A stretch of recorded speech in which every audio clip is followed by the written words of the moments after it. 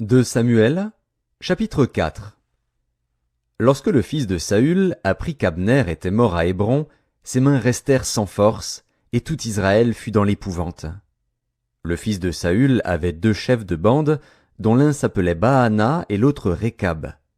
Ils étaient fils de Rimon de Béhéroth, d'entre les fils de Benjamin. Car Béhéroth était regardé comme faisant partie de Benjamin, et les Béhérothiens s'étaient enfuis à Githaïm, où ils ont habité jusqu'à ce jour.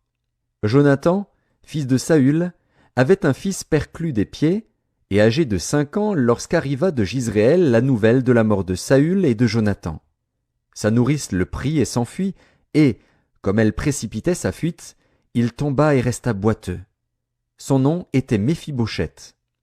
Or les fils de Rimon de Béhéroth, Récab et Baana, se rendirent pendant la chaleur du jour à la maison d'Ish-Bosheth, qui était couché pour son repos de midi. Ils pénétrèrent jusqu'au milieu de la maison, comme pour prendre du froment, et ils le frappèrent au ventre. Puis Récab et Baana, son frère, se sauvèrent. Ils entrèrent donc dans la maison pendant qu'il reposait sur son lit dans sa chambre à coucher. Ils le frappèrent et le firent mourir, et ils lui coupèrent la tête. Ils prirent sa tête, et ils marchèrent toute la nuit au travers de la plaine. Ils apportèrent la tête d'Ish-Bosheth à David dans Hébron, et ils dirent au roi, « Voici la tête d'Ish-Bosheth, fils de Saül, ton ennemi, qui en voulait à ta vie.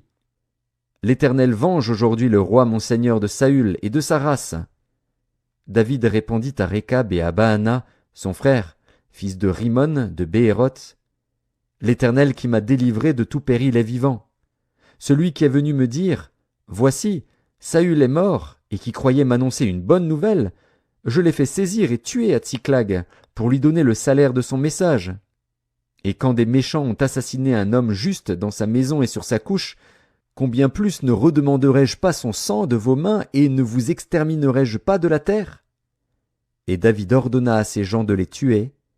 Ils leur coupèrent les mains et les pieds, et les pendirent au bord de l'étang d'Hébron.